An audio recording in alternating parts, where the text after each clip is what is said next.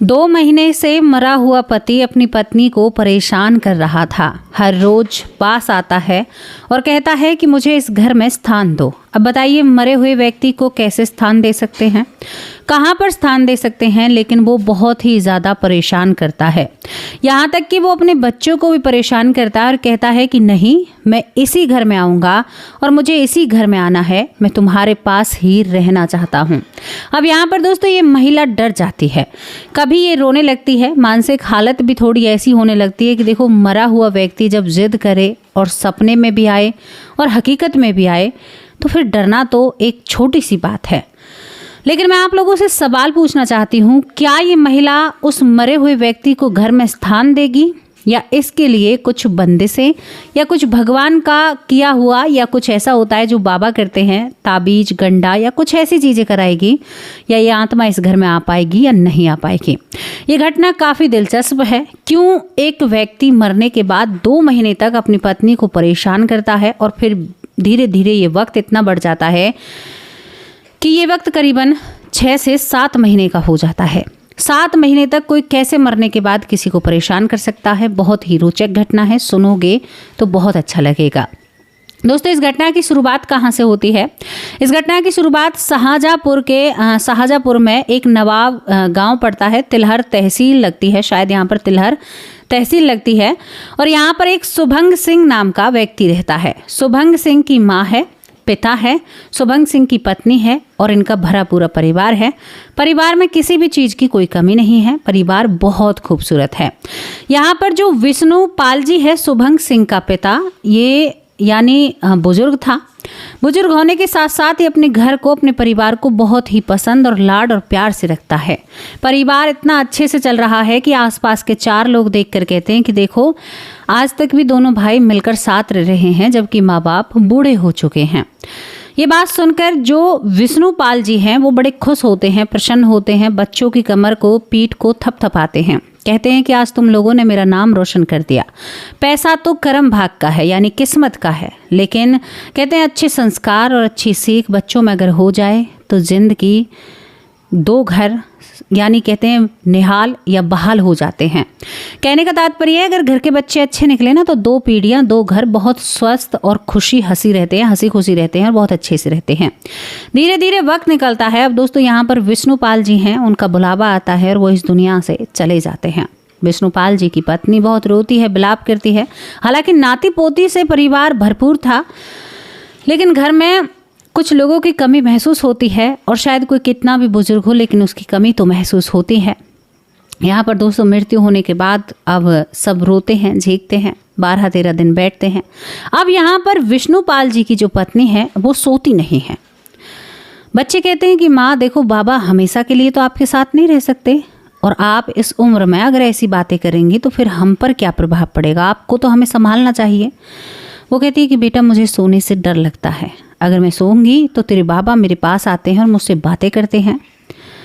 यहाँ पर बेटा कहता है, जिसका नाम सुभंग सिंह होता है, वो कहता है कि माँ ऐसा कभी हुआ है, कोई मरने वाला मरने के बाद आता है, आप कैसी बातें कर रही हैं? वो कहती है कि बेटा यकीन कर या मत कर, मुझे अब सोने से डर लगता है। जो बाबा तेरा बहुत अच्छा लगता था वो मरने के बाद अच्छा नहीं लग रहा है। लेकिन कहता तो कुछ नहीं है और वो कह रही है कि बेटा तेरे बाबा कहते हैं कि मैं इस घर में दोबारा यहीं पर रहूँगा, मैं कहीं नहीं जाऊँगा। अब यहाँ पर ये तमाम हवन कराते हैं, बहुत सारी चीज़ कराते हैं, लेकिन विष्णुपाल जी अपनी पत्नी के पास आने से बंद नहीं होते हैं।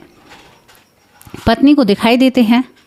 अब करीबन 1 या 2 महीने बीत जाते हैं। बिल्कुल विष्णुपाल जी की पत्नी जो कमज़ोर होने लगती है, क्योंकि वो कभी कभी डरती है।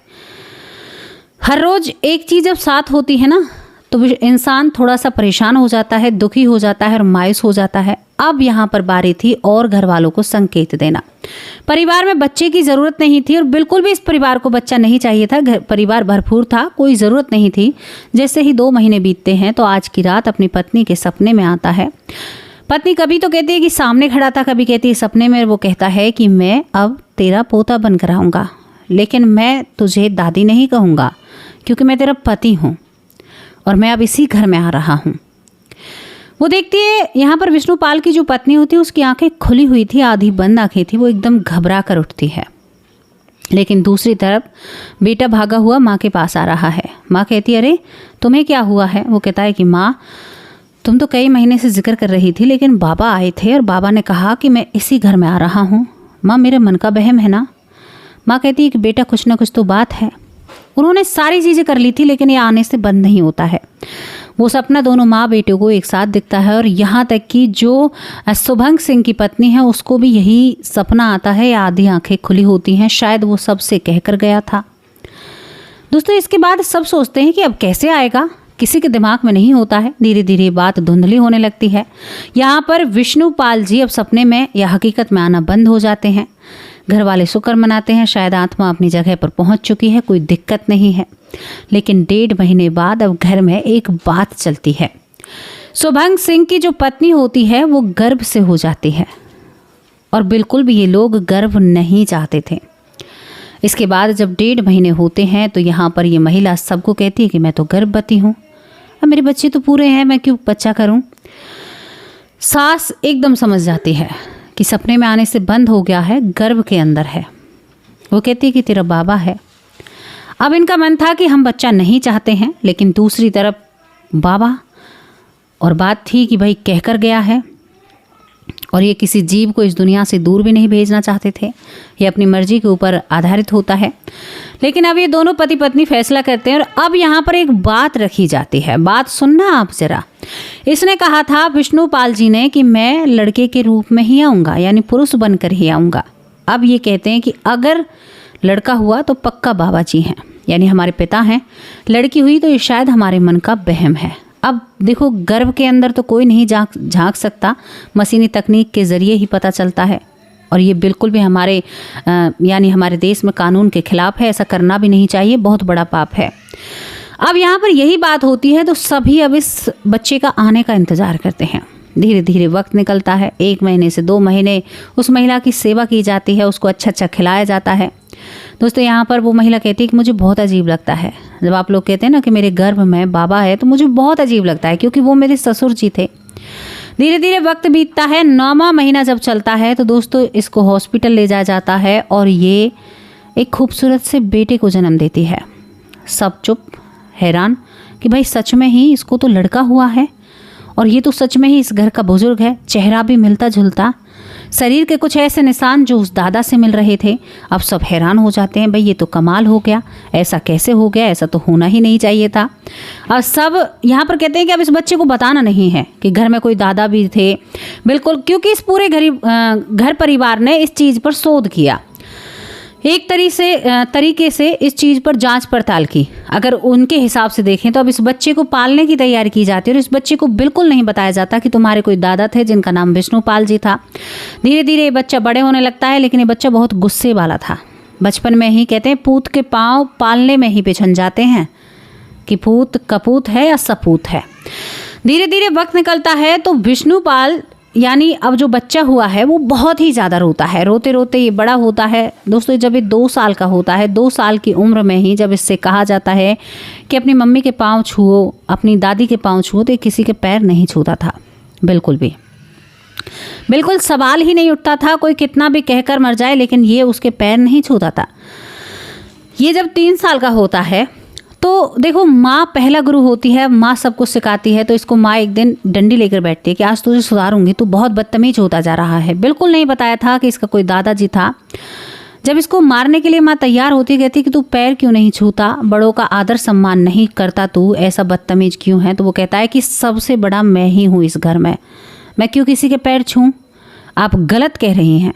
तुम मेरे बेटे की बहू हो, हद में रहो, वरना बेटे से कहकर तुम्हारी अच्छी खातिरदारी कराऊंगा। माँ हंसती है, लेकिन पल्लू लगाकर मुंह पर, ये बच्चा क्या कह रहा है, ये तो इसे कहना ही नहीं चाहिए था।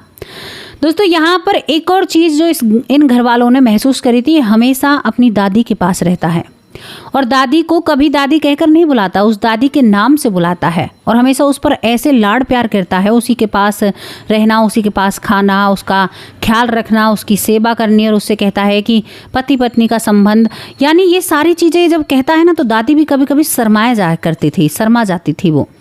अब यहाँ पर इसकी ये बातें बढ़ने लगी थी। जब इससे कोई कहता तो ये कहता कि मैं इस घर का बड़ा हूँ, मैं बुजुर्ग हूँ, मेरा नाम विष्णु पाल जी है। घर वाले संग रह जाते हैं क्योंकि इसको बताया नहीं गया था कि तुम्हारा नाम ये है, तुम्हारे दादा का नाम ये है, लेकिन अब ये बात चल चुकी थी और इस बात से महसूस हो चुका था। जब घर वालों को ये बात पता चलती है तो ये अपने बेटे की बहू को बहुत डांटता है, जो इसकी माँ है। माँ बाप इसको, यानी जो माँ होती है, अगर इसको वो अपने मायके ले जाती है ना, तो ये अपनी उससे लड़ाई करता है। कहता है कि मैं तेरे मायके क्यों जाऊँ, मैं तेरा ससुर हूँ, तेरे मायके क्यों जाऊँगा, मैं अपनी पत्नी के साथ रहूँगा। ये सीधे तौर पर अपनी दादी को अपनी पत्नी कहता है और अपनी दादी के साथ रहता है। कहता है कि मुझे दादी के साथ ही रहना है, मुझे किसी की भी बातों से कोई फ़र्क नहीं पड़ता कौन क्या है कौन क्या नहीं है। मैं अपनी पत्नी के साथ खुश हूँ और मैं आपके साथ अपने मामा के घर नहीं जाऊँगा क्योंकि वो मेरे मामा का घर नहीं है। अपने बच्चों से, यानी 2 लड़के होते हैं, उनसे उनकी पीठ इस जन्म में भी थपथपाता है। कहता है कि तुम लोगों ने मेरा नाम रोशन कर दिया, तुम्हारी वजह से आज विष्णु पाल जी का नाम रोशन है। उसके बेटे एक साथ रहते हैं, प्यार से रहते हैं, मिलजुल कर रहते हैं। ये घर वाले एकदम देखते रह जाते हैं। सच में ही क्या ऐसा हो सकता है? आप सोचिए, जिसको इतना आदर सम्मान दिया वो घर में बेटे के रूप में आ गया। कर्म ही तो है। यहाँ पर ये कहता है कि मेरे अच्छे कर्म हैं और मैं यहाँ पर रहने के लिए आया हूँ। महज अभी उनकी उम्र 4.5-5 साल हुई होगी, 4.5 साल ही है। अब आप बताइए कि यहाँ पर कहाँ गया साइंस का लॉजिक, कहाँ गई साइंस, कहाँ गया सब कुछ। एक पिता जो कभी पिता के रूप में था, लेकिन अब वो उस घर का पोता बनकर आ गया है। एक बुजुर्ग महिला से कहता है, 70 से 75 साल की महिला से कहता है कि तुम मेरी पत्नी हो, 3 साल का बालक। ये बातें हास्ययोग लगती हैं, लेकिन ये सृष्टि का विधान है, ये नियम है उस सृष्टि का, जिसे शायद हम भुलाना चाहते हैं या हम सोचते हैं कि आज ही है जो कुछ है, बाद में किसने देखा है। नहीं भैया, आप देखते आ रहे हो और बाद में भी देखोगे और अब भी देख रहे हो। ये सब कुछ ऐसे ही चलता रहेगा आपके जाने के बाद भी, और आप नहीं थे तब भी चल रहा था और आप अब हैं अब भी चल रहा है। ये विधि का विधान है, ये सृष्टि का चक्र है। ये ऐसा चक्र है कि अगर इसमें कोई फंस जाए, तभी तो मैं आप लोगों से कहती हूँ अपने जीवन को सार्थक बनाइए, भगवान का आश्रय लीजिए, भगवान की पूजा कीजिए, नाम जप कीजिए, अपने आप को बदलिए और अपने आप से एक सवाल कीजिए, हम इस धरती पर क्यों हैं? हमारे हाथ में हमारी मृत्यु क्यों नहीं है? अगर हम इतने ही एडवांस हैं तो साइंस मृत्यु को क्यों नहीं रोक सकता? और एक और बात मैं आपको बता दूं, जिसका जन्म होता है, होना होता है, वो हर हाल में होकर रहता है। साइंस इसको भी नहीं रोक सकता। कई बार बहुत सी महिलाएं कहती हैं कि हम इस बच्चे को नहीं चाहते थे, लेकिन ये फिर भी हमारी जिंदगी में आया। नहीं रोक सकता। सबसे बड़ी बात, अगर वो जन्म को भी रोक सकते हैं तो मृत्यु को क्यों नहीं रोक सकते? किसी साइंस के साइंटिस्ट ने आप लोगों के सामने कभी मृत्यु को रोका है?